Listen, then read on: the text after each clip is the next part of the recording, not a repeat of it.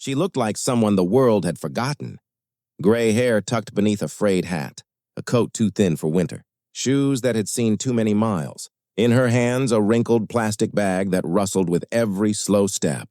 The bank's marble floor gleamed under her feet, but all she felt was the cold stares that followed her in.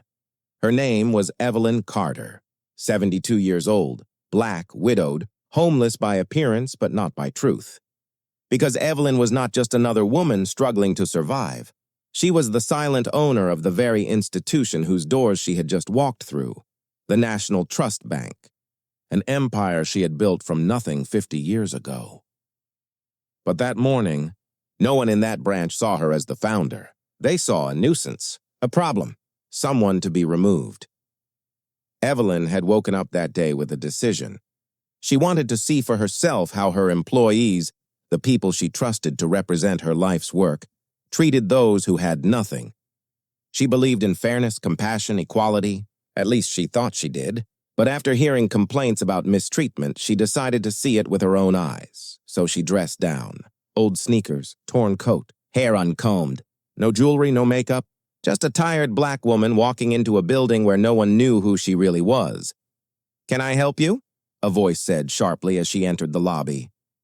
Behind the counter stood Jessica Hall, a 30-year-old branch manager with a forced smile and an impatient stare. She sized Evelyn up from head to toe, her eyes filled with irritation. "I just need to withdraw some money," Evelyn said softly. Jessica frowned. "Withdraw? From where? Do you even have an account here?" A few nearby customers turned to look. Some whispered. Others laughed quietly. One of the tellers, Tyler, leaned toward his co-worker and smirked. "She probably wants to withdraw pocket change," he whispered. "Smells like she hasn't seen a shower in weeks." Laughter followed. Evelyn stood still, her hands trembling slightly, though not from fear. From anger. Controlled, quiet, deliberate anger. She looked around the hall, the place she had designed decades ago to feel warm and welcoming for everyone. The slogan carved into the marble wall read, "Where every person matters." She remembered paying extra to have those words engraved. Now they were nothing but decoration. "Please," Evelyn said, "I just need to withdraw some money from my account." Jessica rolled her eyes. "Ma'am, if you don't have an account here, you need to leave. This is a private establishment. We can't have loiterers disturbing our clients." Evelyn's voice didn't change. "I've had an account here for 50 years. That made Tyler burst out laughing. 50 years? You must have opened it when you were, what, 10? More laughter. "Security," Jessica said sharply. "Please escort this woman out before she scares the customers." The guard hesitated, a big man named Robert, who looked uncomfortable. But Jessica's tone left no room for debate. Evelyn turned toward the security guard. "Son, I'm not here to cause trouble. I've just come to check on something." But Robert looked away. "Ma'am, I'm sorry. You need to leave." She nodded slowly, her gaze sweeping across every face, the ones who laughed, the ones who looked away, and the ones who said nothing at all.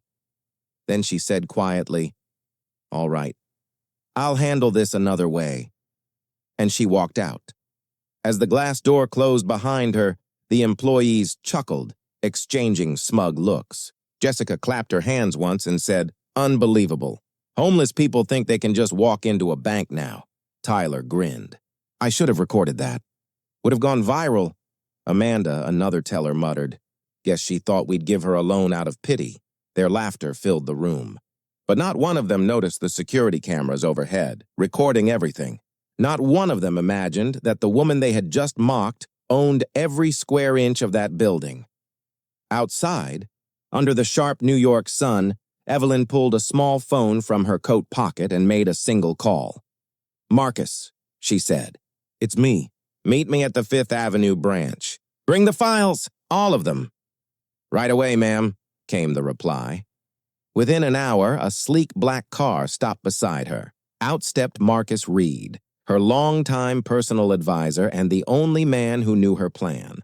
He was in his 50s, loyal, disciplined, and fiercely protective of her. He handed her a folder.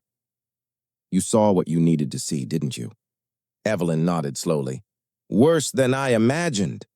She glanced one last time through the glass doors of her own bank, where the same employees who had laughed at her were now gossiping, drinking coffee, scrolling through their phones. "Marcus," she said, "do you remember why we built this bank?" "To serve the people who were ignored by others," he answered. Evelyn's eyes hardened. "Then we're going to remind them what that means." That night, Evelyn didn't sleep. Not because she was hurt, but because her mind was working. Decades of running companies had trained her to channel anger into strategy. Every insult became data, every smirk a signal. She had founded National Trust Bank after being denied a loan herself in 1972.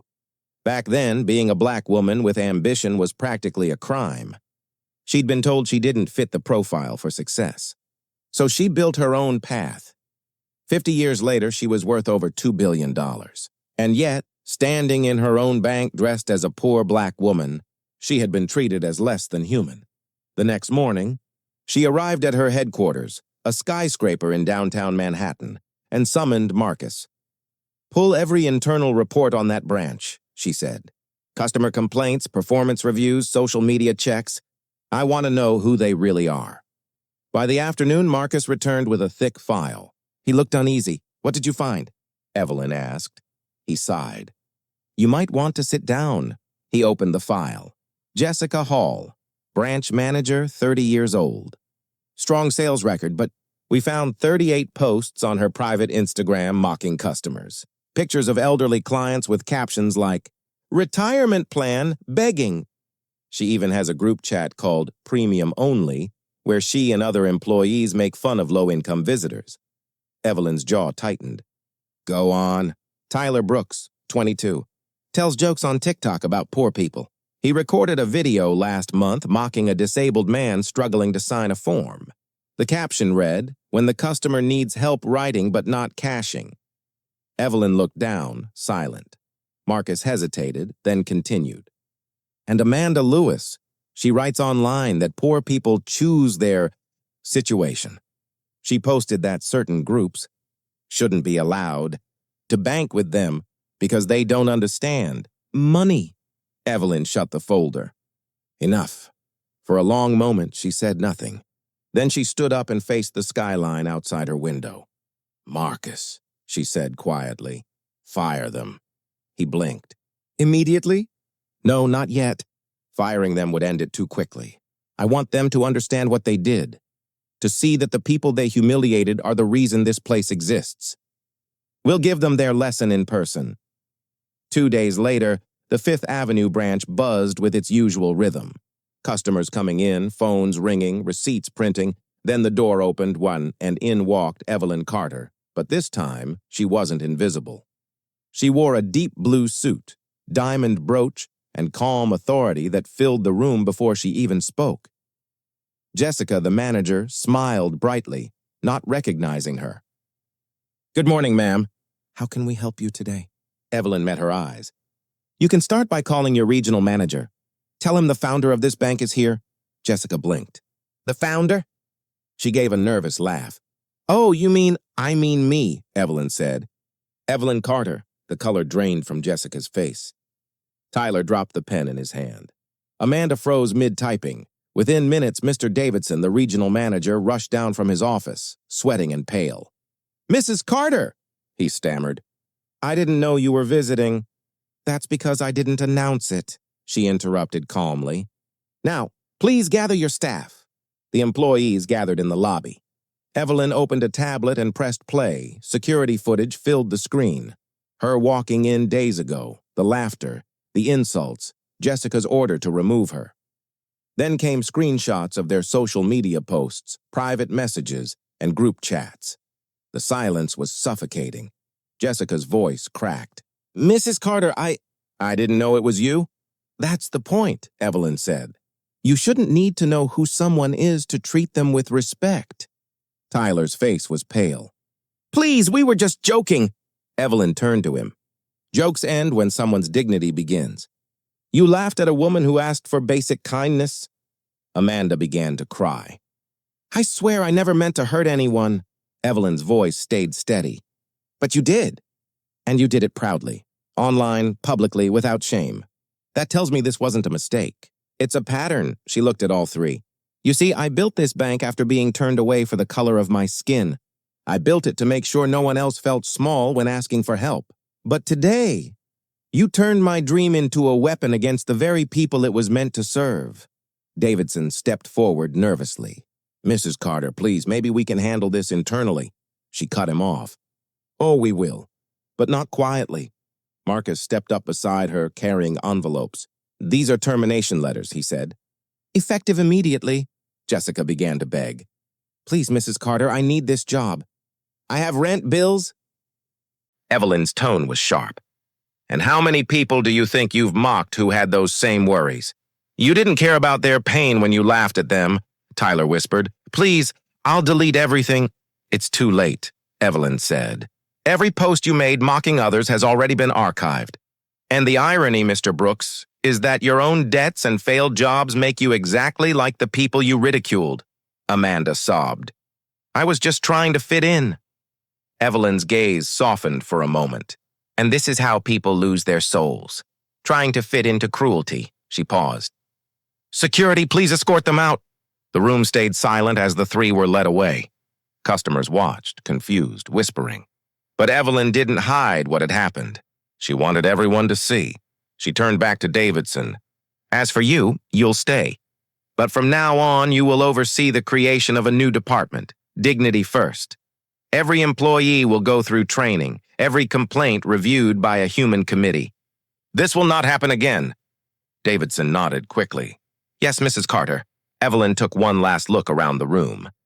This place was built to lift people up, she said, not to make them feel smaller. 6 months later, Evelyn stood on a stage at the grand opening of the bank's 850th branch. Cameras flashed. Reporters asked about the scandal that had rocked the company earlier that year. Evelyn smiled slightly. That incident was painful, yes, but necessary. It reminded us what we stand for. She explained how the Dignity First program had reduced complaints by 40%, how staff now volunteered monthly at community centers, and how the bank had become a model for ethical business. Sometimes, she said, you have to be humiliated to remember your humanity. Those employees gave me that reminder, and for that I'm grateful. A journalist asked, do you ever regret not staying anonymous that day? Evelyn shook her head. No, because that day I didn't walk in as a billionaire. I walked in as the woman I used to be, the one who had to prove her worth in a world that refused to see it. She paused, letting her words settle. And I learned that no matter how much money you make, the world will still test your dignity. But it's how you respond that defines you. After the event, she sat quietly in her office, watching through the window as a young black woman walked into the branch across the street.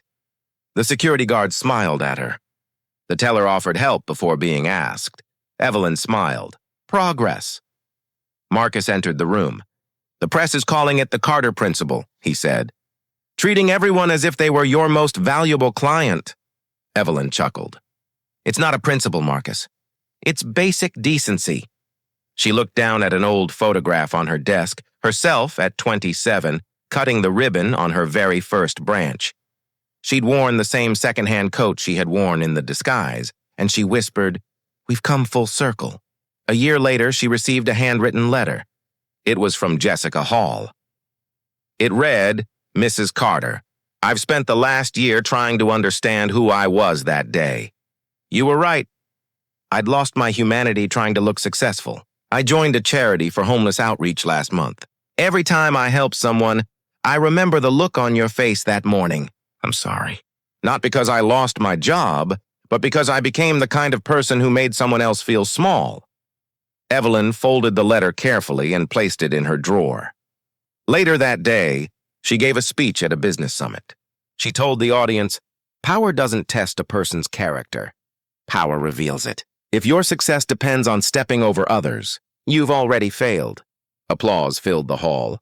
Evelyn Carter, the woman who went from being ignored at a teller window to owning an empire, had turned one moment of humiliation into a movement of compassion.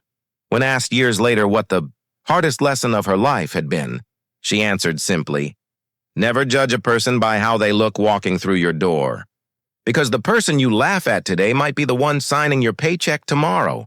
She leaned back in her chair, looking out over the city skyline that glowed beneath the fading sun, and softly, almost to herself, she said, "They laughed when they saw a homeless woman, but I walked out knowing who was truly poor."